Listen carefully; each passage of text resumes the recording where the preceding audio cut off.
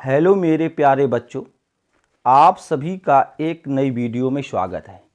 देखिए, जैसा कि आपको पता होगा कि तुम्हारे जो बोर्ड एग्ज़ाम हैं वे बहुत ही करीब आ चुके हैं।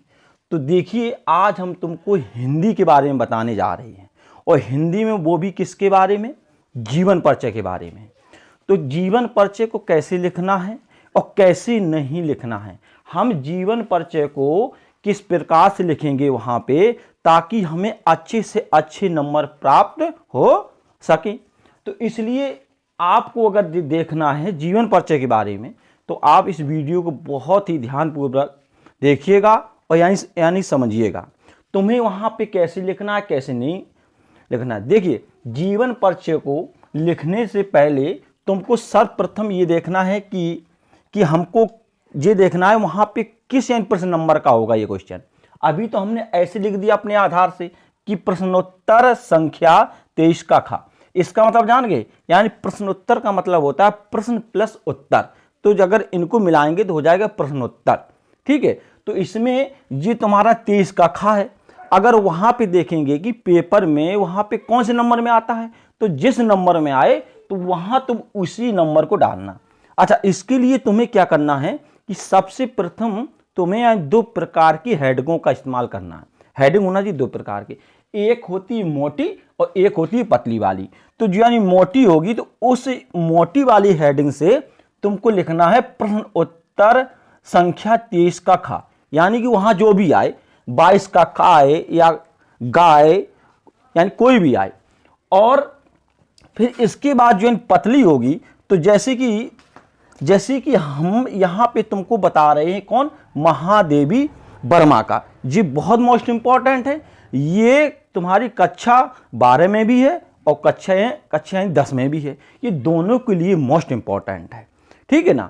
तो इसलिए तुम्हें क्या करना है, देखिए, तो अगर हम जीवन परिचय को सर्वप्रथम लिखेंगे तो जीवन परिचय का मतलब क्या होता है, पहले देखिए यहाँ पे। तो जो जीवन परिचय है तो तुम्हें हेडिंग से, अच्छा यानी कौन सी हेडिंग में, जीवन परिचय तुम्हें पतली हेडिंग, जो तुम्हारे पास पतली हेडिंग होगी उस हेडिंग से तुमको लिखना है यहाँ पे जीवन परिचय। राइट। जब तुम यहाँ पे जीवन परिचय लिख दो तो एक बात ध्यान रखना, ये जो चिन्ह है, इस चिन्ह को बहुत विशेष तरीके से लगाना है। इस चिन्ह का मतलब होता है किसका, विवरण का चिन्ह। इस चिन्ह को क्या कहते हैं, विवरण का चिन्ह। और अपन लोग क्या करते हैं कि बहुत से बच्चे इसमें एक बहुत ज्यादा गलती कर देते हैं। वो यहाँ पे क्या करते हैं, जैसे ये है तुम्हारा, यहाँ पे तीर का चिन्ह लगा देते हैं, या तो यहाँ पे बराबर का चिन्ह लगा देते हैं। कई प्रकार के चिन्हों का इस्तेमाल यहाँ पे बच्चे लोग करते हैं। तो इसलिए तुम्हें क्या करना है, यहाँ पे इस चिन्ह को विशेष ध्यान रखना। इस चिन्ह को कहते हैं विवरण का चिन्ह, ये ध्यान रखना। हम मतलब किसी के बारे में, मतलब जीवन परिचय जो लिख रहे हैं महादेवी वर्मा के बारे में, उनका जो जीवन है, उसके जीवन के बारे में हम क्या कर रहे हैं, एक विवरण दे रहे हैं। तो इसलिए हमें यहाँ पे तुमको क्या करना है कि विवरण का चिन्ह लगाना है। ठीक है ना। अच्छा, अब जी हमने कहा कि श्रीमती महादेवी, यहां पे देखिए, का जन्म उत्तर प्रदेश के फर्रुखाबाद। अब तुम्हें यहां पे ध्यान देना है बहुत ज्यादा। जी जो हमने लिखा है यहां पे, ठीक, क्या लिखा, फर्रुखाबाद। ये तुम्हें विशेषकर ध्यान देना है कि उनका कौन सा जिला है, यानी कौन सा जनपद है, और एक कौन सा ग्राम है। तो इनको तुम्हें क्या करना है कि इतना, जब तुम्हें पेन से लिखने के बाद ये चीज तुम्हें हेडिंग से लिखना है। इस बात में ध्यान रखना।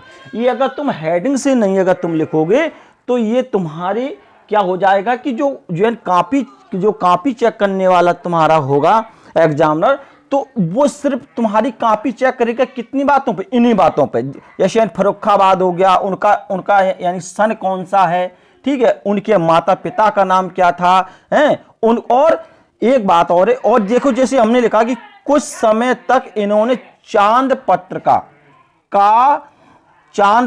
का ये संपादन किया। तो यहाँ पे क्या है, चांद पत्रिका के बारे में दिया गया है कि महादेवी वर्मा ने क्या किया, चांद। तो और इसमें मेन बात क्या, एक जी बात लिख दी हमने यहाँ पे कि उनको यानी कि पद्म भूषण, जो यानी पद्म भूषण के पास, ये देखना है कि इस महादेवी वर्मा जी को किन किन चीजों में कौन से पुरस्कार मिले हैं, किस पुरस्कार से सम्मानित किया गया। जैसे उनकी एक यहाँ पे कृति है यामा, ठीक है, उसे यामा पर क्या किया कि उन्हें ज्ञानपीठ या पुरस्कार से सम्मानित किया गया था। तो ये जीवन परिचय का मतलब मेन यानी यही होता है कि तुम्हें कि उन्होंने कौन सी उपाधि धारण की है और कौन सी कृति पर उन्हें कौन सा पुरस्कार दिया गया है, और कौन सा नहीं दिया गया, और ये देखना कि कब मिला था, और फिर ये देखना कि उनकी जो मृत्यु है, उनका जो स्वर्गवास है वो किस तिथि को हो गया, ये तुम्हें देखना है। तो जीवन परिचय का मेन दायित्व तुम्हारा जो होता है वो यही होता है कि हमें ये देखना है कि फर्रुखाबाद देखना है, फिर उनका सन देखना कि सन 1907 ईस्वी में, ठीक है, होलिका उत्सव के दिन हुआ था। इनके जो पिता थे उनका नाम था गोविंद प्रसाद वर्मा। इतनी बात को ध्यान रखना। तो तुम्हें क्या है कि जीवन परिचय को जब भी लिखना वहां पे, तो तुम्हें बस जिस प्रकार से हमने ये तुमको बताया है तुम्हें उसी प्रकार से लिखना है। वहां पे मतलब ये नहीं होता कि हम 1 पेज 2 पेज यानी लिख करके चले जाएं ना, मतलब ये होता है कि हमें उसके मुख्य बिंदु लेना है कि उनके जीवन से जितनी सारी घटनाएं घटित हुई हैं, उन्होंने अपने जीवन में क्या क्या किया है, हिंदी साहित्य में कितना योगदान दिया है, कौन सी कृति पर कौन सा पुरस्कार दिया गया है, वो इस पर हमको यानी कि लिखना है। हमें फालतू की चीजों पर नहीं ध्यान देना है, ठीक है। अगर तुम मुख्य चीजें जितनी भी है, अगर मुख्य चीजें अगर तुम यानी वहां पे लिख दोगे तो तुम्हें इसी के अनुसार से एक भी नंबर नहीं कटेगा और तुम्हें फुल फेस से नंबर दिए जाएंगे जितने का तुम्हारा क्वेश्चन होगा, ठीक है ना। हमें अच्छा, और ये लिखने का तरीका तुम्हारे पास वहां पे काला पेन तो होगा, तो हमने बताया जितनी चीजें हमने यहां पे लिखी हैं, ठीक है, तो तुमको क्या करना है कि वहां पे सब काले पेन से लिखना है। जैसे ये लिखा है, ठीक है, जैसे ये लिखा है, जितने पे हमने यहां पे यानी ब्लू पेन से लिखा है, तुम्हें वहां पे सब यहाँ काले पेन से, ठीक है, तुमको यहाँ लिखना है। अच्छा, फिर क्या है, यहां लिखा है रचनाएं, तो तुमको यह रचनाएं देखना है कि उन्होंने कौन कौन सी रचनाएं की है। तो महादेवी वर्मा जी ने क्या किया है कि 2 प्रकार की रचनाएं की है, एक की है गद्य में, एक की है काव्य में, ठीक है। यानी काव्य में जो रचनाएं की हैं वो जैसे हो गया तुम्हारा कौन, निहार हो गया, रश्मि हो गया, नीरजा हो गया, दीप शिखा हो गया, यामा हो गया आदि, इस प्रकार की कई रचनाएं की हैं उन्होंने, ठीक है ना। और उन्होंने क्या है कि गद्य में रचनाएं जी हैं तुम्हारी, ये हो गया जैसे पथ के साथी हो गया, मेरे परिवार हो गया, और ये स्मृति की रेखाएं, ये उन्होंने क्या की हैं, ये उन्होंने रचनाएं की हैं, ठीक है ना। तो देखो ऐसा होता है कि कक्षा 10 में क्या होता है, खाली एक ही रचना पूछी जाती है, लेकिन कक्षा 12 में क्या होता है कि कक्षा 12 में जितनी भी रचनाएं होती हैं, कौन से उपन्यास लिखी हैं, कौन सी कहानी लिखी है, कौन से संस्मरण है, ये सब हमको हेडिंग बाय हेडिंग करके वहां पे लिखना पड़ता है, ठीक है। लेकिन इनके जी हैं सब।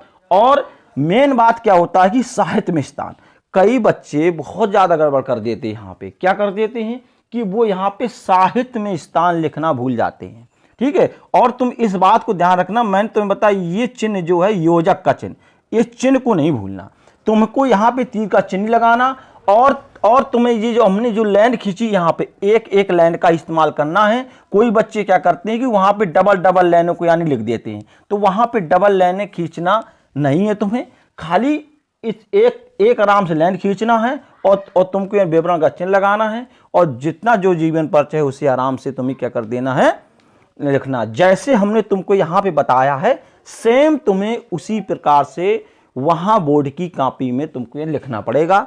अगर तुम इस प्रकार से लिखोगे तो मेरा विश्वास कीजिए तुम्हें फुल में फुल नंबर दिए जाएंगे। सिर्फ जीवन परिचय इन्हीं पे आधारित होता है जो हमने तुम्हें मेन करके बताई, जो हमने डार्क की है यहाँ पे, इन चीजों पर विशेष ध्यान रखना है, ठीक। इसी प्रकार से लिखना, तुम्हें अच्छे नंबर मिलेंगे, ठीक है। और अच्छा, जैसे जी है, अगर हमको यह साहित्य में स्थान है तो साहित्य में स्थान देखो वहां पे हेडिंग का सबसे ज्यादा महत्व होता है। अगर तुम लोग हेडिंग डालते हो और हेडिंग के साथ में जैसे हमने यहां लिखा कि हिंदी साहित्य में महादेवी जी का विशिष्ट स्थान है, ठीक है, इन्होंने गद्य और पद्य दोनों में सृजन कर हिंदी की अपूर्व सेवा की है। मीरा के बाद आप अकेली ऐसी महिला रचनाकार हैं जिन्होंने ख्याति के शिखर को छुआ है। और भी तुम्हें, ठीक है, और भी तुम्हें कोई भी शब्द अगर आए और भी तुम्हें अपने, वो भी तुम्हें आराम से लिख सकते हो, ठीक है, लेकिन लिखना जरूरी है क्योंकि इस हेडिंग का होना जरूरी। जितनी जो हेडिंग हमने यहाँ पे लिखी है, जैसे यानी जीवन परिचय हो गया, फिर हमने उसकी रचनाएं लिख दी हैं और फिर अच्छा, उन्होंने रचना दो प्रकार से की थी। ये रचनाएं जो नीचे हैं ये तुम्हारी होगी कौन सी, ये तुम्हारी होगी गद्य रचनाएं, और जो ऊपर वाली जी हैं जी होगी तुम्हारी काव्य रचनाएं, ठीक है ना। तो इसलिए ध्यान रखना। और एक कभी कभी क्वेश्चन आता है कि महादेवी वर्मा को किस कृति पर ज्ञानपीठ पुरस्कार मिला था, तो तुम्हें बताना किसमें, यामा पर, ठीक है ना। तो ये चीजें तुम्हें हैं, इन चीजों को विशेष ध्यान देना है। और अगर तुम इस प्रकार से इसको जीवन परिचय को अगर तुम लिखोगे तो मेरी इस बात को विश्वास मानिएगा, तुम 1 नंबर भी नहीं कटेगा और जितना नंबर है पूरा टोटल नंबर तुम्हें दिया जाएगा।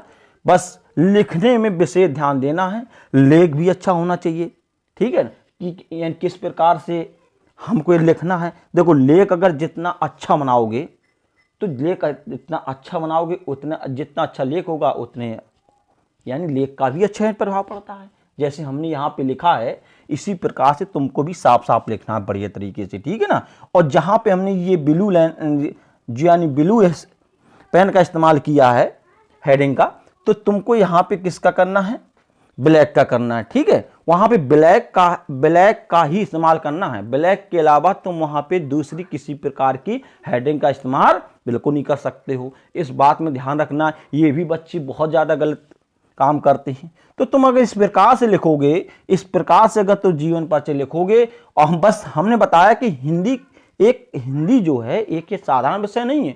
अगर हिंदी को देखा जाए तो हिंदी भी एक बहुत अच्छे और कठिन विषय है, ध्यान रखना। बशर्ते हमें बहुत ध्यान देना पड़ता है कि कहाँ पे इसमें यानी पूर्वनाम आएगा, कहाँ पे इसमें यानी हलंत लगेगा, कहाँ पे हमें किस चिन्ह का इस्तेमाल करना है, कौन सी हेडिंग। अब हमने यहाँ लिखा जीवन और डैश लगा के लिखा परिचय। यहाँ पे बच्चे क्या करते हैं, जब भी लिखते हैं वो जीवन परिचय लिख देते हैं, लेकिन यहाँ पे देखो हमने ये लगाया डैश, यहाँ पे इसका इस्तेमाल नहीं करते बच्चे। तो इसमें भी हमें ध्यान देना पड़ेगा कि हमें यहाँ जीवन परिचय को किस प्रकार से लिखना है और किस प्रकार से नहीं लिखना है, ठीक है। अब इसी प्रकार से हम तुमको बताएंगे कि जो तुम्हारा निबंध होता है, जो तुमको काफी नंबरों का होता है, वो कैसे लिखते, वो निबंध भी, तो उस निबंध के बारे में तुम्हें यानी किसी दिन जानकारी देंगे। हम बताएंगे कि निबंध को यानी कैसे लिखा जाता है, उसकी रूपरेखा क्या होनी चाहिए, हम किस प्रकार से लिखें कि हमें एक अच्छे नंबर प्राप्त हो सकें।